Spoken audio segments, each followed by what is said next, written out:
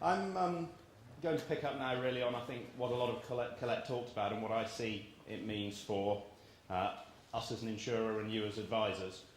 I think one of the things I'd single out is this quote, which really hit me when I picked it up in a newspaper. There seems to be a reasonable consensus among demographers and epidemiologists that what we're seeing in Western societies is actually the biggest challenge facing the world right now.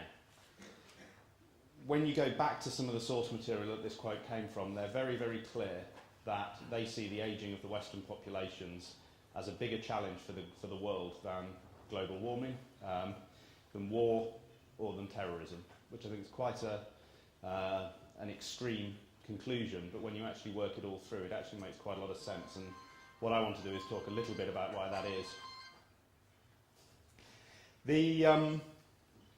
The key thing, I think, in all of what I want to do is to look at what it means for us. And over the next half an hour or so, hopefully we'll address that. This, hopefully, is a broadly familiar slide. It's very similar to a slide that Colette showed. Effectively, on the graph, you've got a dark area which shows where the population is today, and a lighter area. And the lighter area is in two different colours, and it just shows how we move over the next 40 years to a population which is significantly older than today's. Colette picked up on a couple of key stats. I think the first is the fact that the over 60s doubled from 11% of the population to 22%. And that's a global trend. It's exactly those figures in the UK, but it's identical for the developed world. And the over 80s double in the next 20 years alone. So you've got a much, much quicker impact there as the baby boomers come through. And frankly, most of the gains in life expectancy have been adding a few extra years. So what we're seeing is people living with health conditions where previously they wouldn't have survived. I think this presents some huge challenges for us as society. One of the things we haven't touched on is exactly that point, that what we are not looking at is people living a lot longer in good health. We're looking at people living a lot longer with medical conditions and illnesses. Recent survey done of the over 65 population, 70% of people over 65 stated that they had a long-term illness that affected their life. The question that I think we need to address is how we are going to, as a dwindling economically active population, address this challenge, and how we as advisors in the insurance industry are going to respond to it.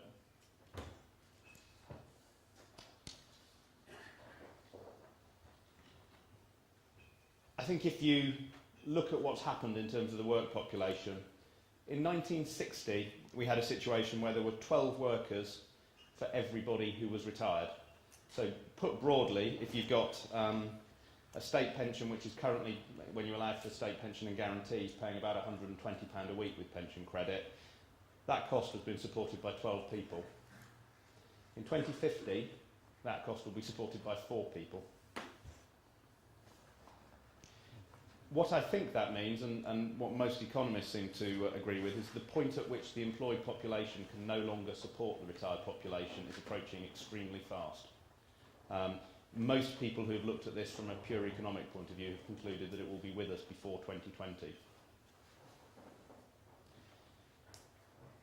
I think the big question that we have to address is how we actually going to financially support these people. I think it leads to a whole series of fairly complex issues. The first one I wanted to bring out is something that Colette touched on, which is the dependency ratio. I think it's really important to note that at some point in the next 12 months will be the first time in the history of the UK that we'll have more dependent adults than dependent children. That's actually a really important fact, and it's an important fact for 2 reasons. The first is that these adults are much more expensive to support. For those in reasonably good health, you have the cost of pension. For those in poorer health and at the older end of the spectrum, you have the cost of pension, and you have the cost of supporting their long-term care. It's also an important fact for another reason. There's actually not enough children being born. And one of the things that you could see that could allow us to cope with an ageing population like this would be a significant increase in children being born in the younger generation, we're not seeing that, and frankly it's too late, because if they were born today it wouldn't have an impact for 20 plus years. I think where that leads you to is that difficult decisions have to be made, and they have to be made pretty soon. There really is an economic decision to be made between investing in the next generation and paying for the care of the current older generation. And if that's a relatively stark way of putting it, I think that's where we are. Interestingly, when I was running through this presentation with our marketing department and I said that, the response I got was, so we're all doomed.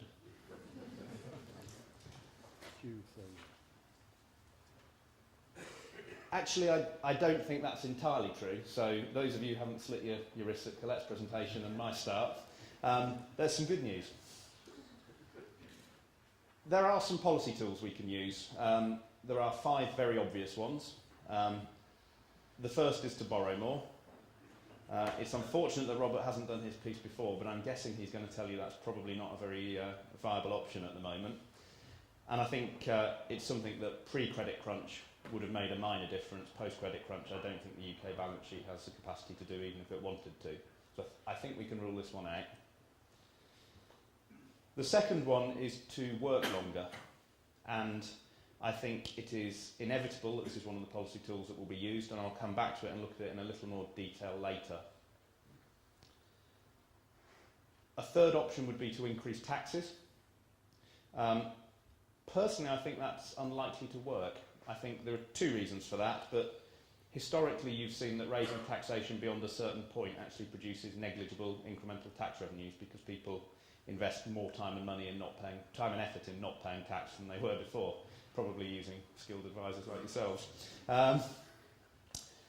So I think it's unlikely that this will be a core policy response. We may see some increase in taxes, but it's definitely not going to be how the government addresses this issue.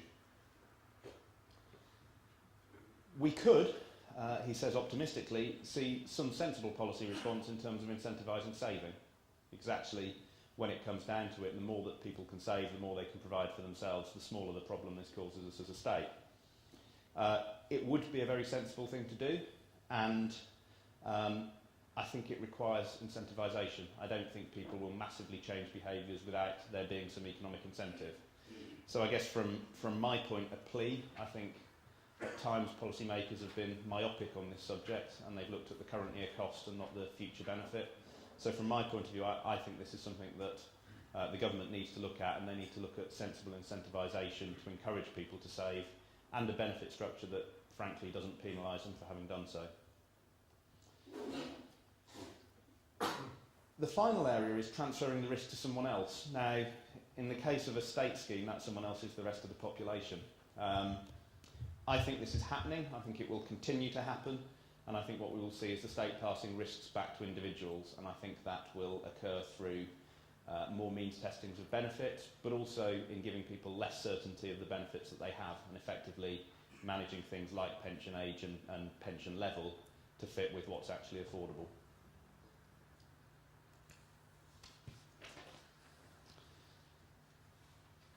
I mentioned in my previous slide I'd come back and look at a couple of these in a little more detail, and the one I'd like to start on is retirement age. I'm probably going to get in trouble with my marketing department here, but the state retirement age as currently structured really puzzles me.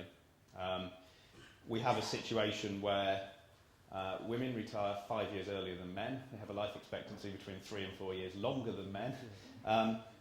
And frankly, I think if it was the other way round, we would see a huge campaign against what is the clearest example of state-sponsored sexual discrimination in the UK today.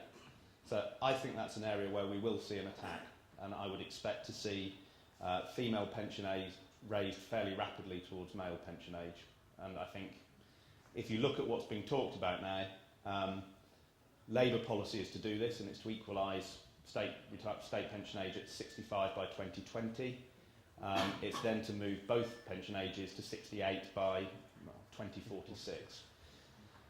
Conservatives, they've announced a slightly more ambitious aspiration, which is to